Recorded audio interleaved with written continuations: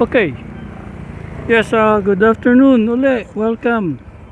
Welcome uli. So, yeah. Ngayon is pasadahan natin yung retarding basin dito sa General Trias at saka yung Calax na open canal interchange. So, this is along open canal road. So ito isa lalabas ka from Nahara.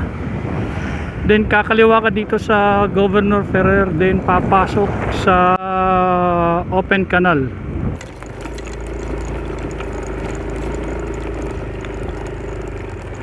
So from Governor Ferrer, dahan-dahan lang. So from Governor Ferrer papunta ng Arnaldo Highway. Naghahanap ako ng kalye. So ito pala dapat. Hey, Jesse. So si Simple Jesse napalaban, guys. Okay. Ito pala, kaya pala hindi natin makita talaga. Let's go! Kaya pala sila nagwalaan. So off-road tayo. Under papunta ng papunta ng Imus. Lang hari. So eto. So eto na yung alright. Sa bandang kaliwa natin, so nakita niyo yung orange fences na yan. So eto na yung eto na yung magiging General Trias Retarding Basin 2.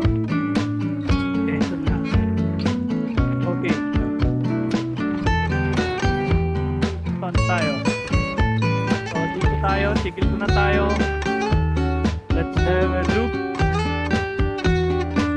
look.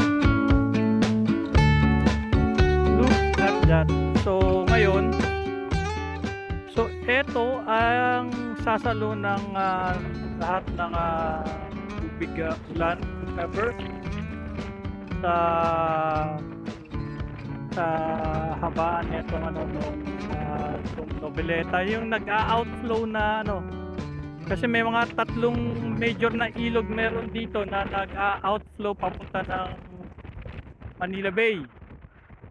So ito is isa sa sasalo. So yung tatlong ilog is yung Ilang River, then Canas River at saka yung San Juan River na tsaka yung Ibus.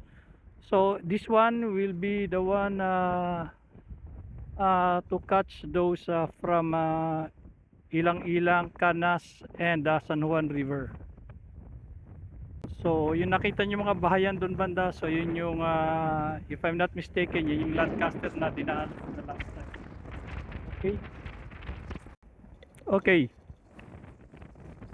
so we go straight. Puntahan natin yung Arnaldo Highway naman. Let's go! Tumahangin dahil napaka nito, open field talaga. So na to lugar na to.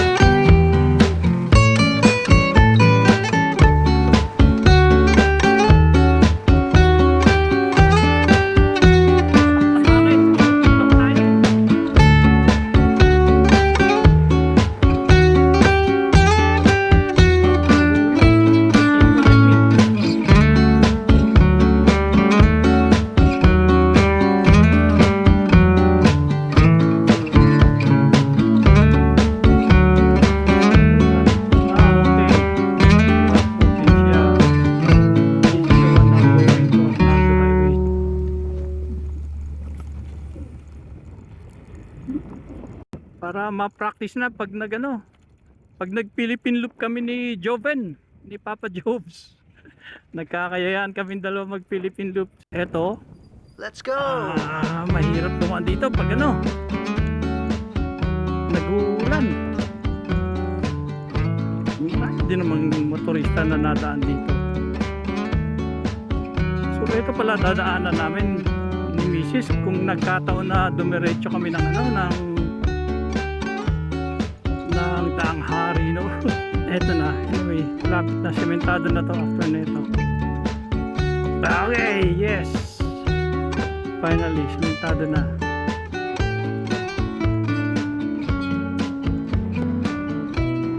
So yun yung isang highlights doon sa gitna ng Governor Fair at Arnaldo Highway.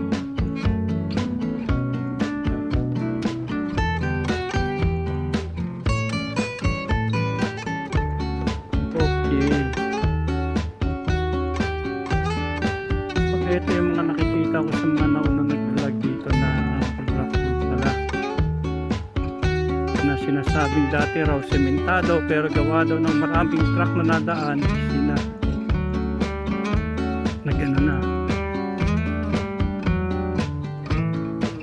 naging nagbiyak-biyak at lumabas na yung mga lupa. So eto na tayo. Okay. So ito na yung Daang Hari extension. So nasa kaliwa banda.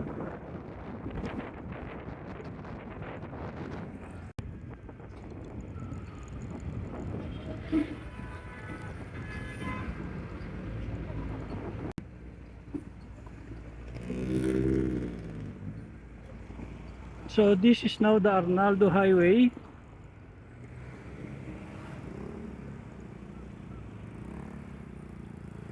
So papasok, marami kami mga nakamotor na papasok dito. Ayun.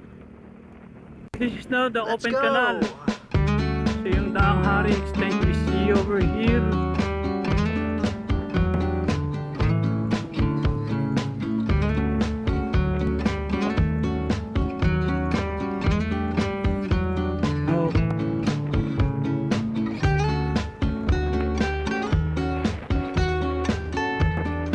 Marami rin subdivisions ha. Hindi ko alam kung ano to dati. Malawang bukid networks na meron dito sa Internet. Yun nga, going back to the retarding basin, actually na-experience namin yun. Yung baha sa sa Rosario, Kawit, Noveleta, na-experience namin yun. Napagkwentuhan namin yun na last week dati yung kasama sa trabaho. Napagkwentuhan namin yun, yung yung baha na yun. Buti nga na-recall ni Sammy Dumlaw na kami pala magkakasama noon na nagtulak kami ng truck na soft drinks para lang makarating ng Dasmariñas. Then si Sammy na hindi na kaya. Imagine ganun. Then it's knee deep, gatuhod ang lalim.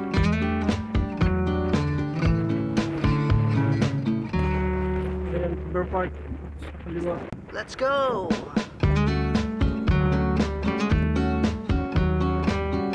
Okay. Tayo mga kabayan. So ito yung naman kabayan. Ito yung mga sinasabi nila. Okay, but shout out meron nagma-manage ng traffic. Okay. So this is it. So yun lang. Konti lang naman. Ito yung sinasabi naman traffic ng from Imo side.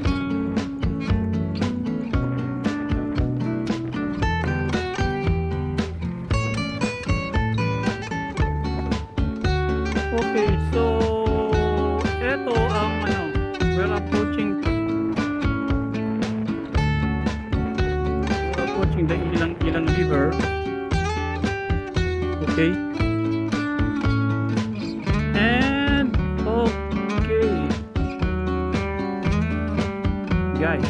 tayo rito. So you can see,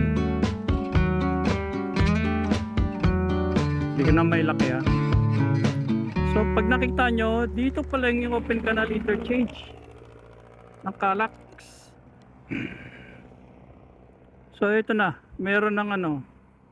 So open canal service road interchange. Ito yon. So dito pala talaga yung ano, yung Calax na interchange dito sa open canal. Then yeah, going back dun sa ano, dun sa sinasabi ko ano yan, retarding basin. So ito yung isa sa mga ano, ilog ng Ilang. This is Ilang River. So isa to sa mga ilog na ano.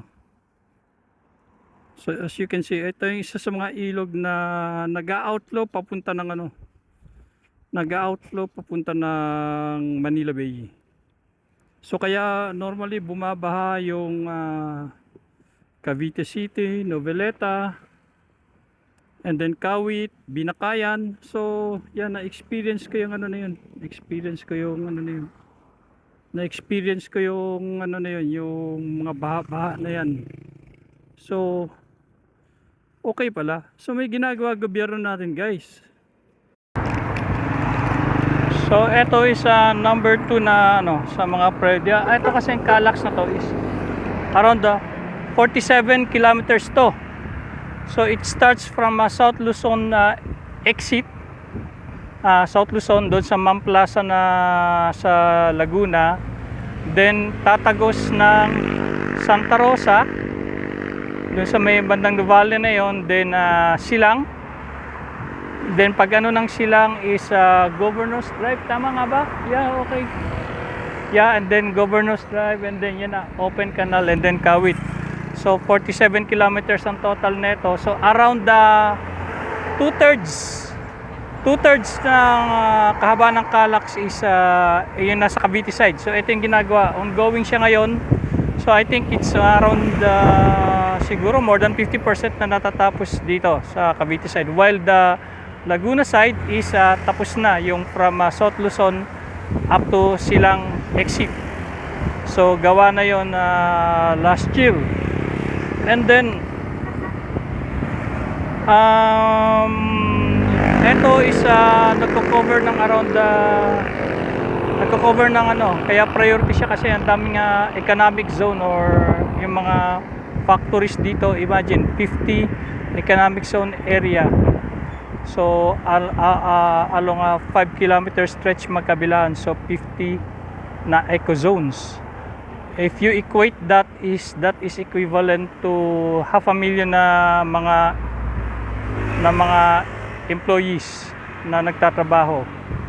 Then there's also a heavy volume around 70%, something like that. It's around na marami ang ano, marami ang mga trucks mostly back and forth dito sa Cavite tsaka Laguna area. Kaya talagang priority para yung mga transport of goods from economic zones is madali. Plus yung mga commute ng mga empleyado madali rin, ganon. So malaking bagay ito. So this Calax will improve the travel time from South Luzon Expressway to Cavite up to 45 minutes. So ganoon na kabilis. And putulin ko ito muna dito. So ituloy natin yung papunta ng ano, na itong daang hari na ito papunta ng Imus hanggang doon sa may district Imus, guys. Okay? Okay, let's resume. So this is again daang hari. Let's go.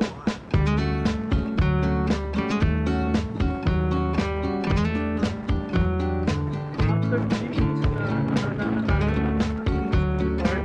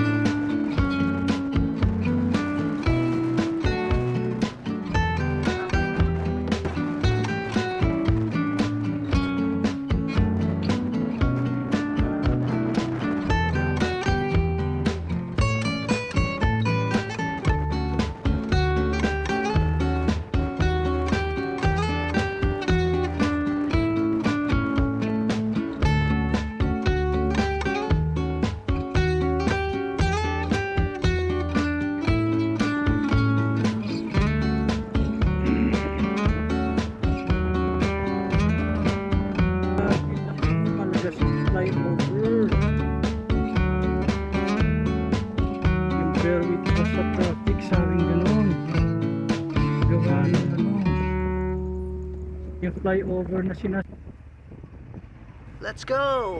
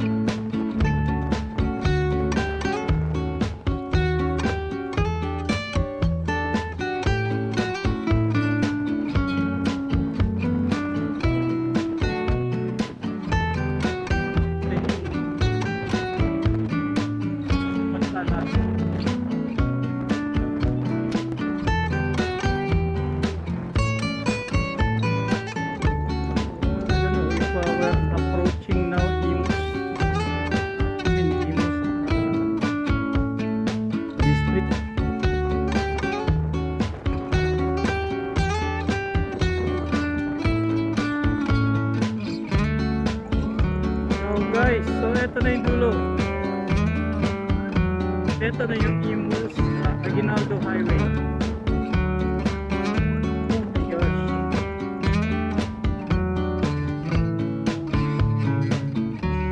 So eto na yun. What a place. What a place.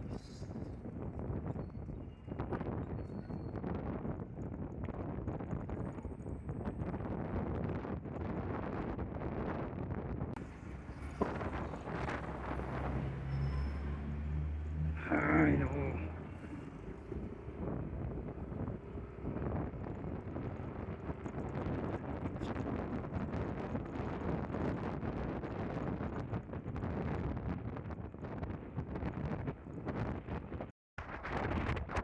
Well, guys, okay. So, bumalik ako dito sa may, what you call this, retarding basin. So I'd like to sum up na yung mga nadaanan natin. So it's Daang Hari Extension. Daang Hari Extension, yung kahabaan na yun from Imus up to tatagos ng General Trias, then tatagos ng Tansa, and then what I heard is tatagos ng hanggang Tansa Tansa yung along Naik Tansa Road, yung doon yung kalye na yon. So ang hindi pa na-present sa inyo is from Tansa going to Naik. So it seems like from here dito sa may Governor Ferrer, so open canal, diretso ka, then lalabas ka ng Nahara. Sa may Nahara is tatagos nila doon sa may Vista Mall. This Vista Mall is kakaliwa pupunta ng sasalbungin ng if I'm not wrong, yung Rimulya Drive. So sa next vlog ko is ipapakita ko naman sa inyo yung kahabaan ng from Tansa 13 Road na itatagos ng Naik Tansa Road. So lalabas ka ng Sahod Ulan, then meron din doon sa Kapipisa. So it's a nice development na malaman natin na maraming road networks na ginagawa, plus ito yung yung retarding basin na yan. So I hope that will solve the problem yung pagbabaha kasi napakamalaking misery sa mga residente dito. So yeah, keep it up, and guys, dito ko na yung vlog ko. So uwi na ako, ha. Bye.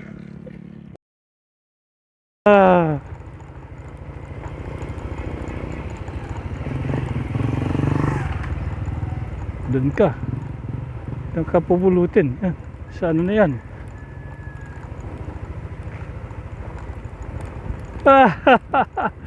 Diyan ka pupulutin sa ilog na yan. Sige. Okay.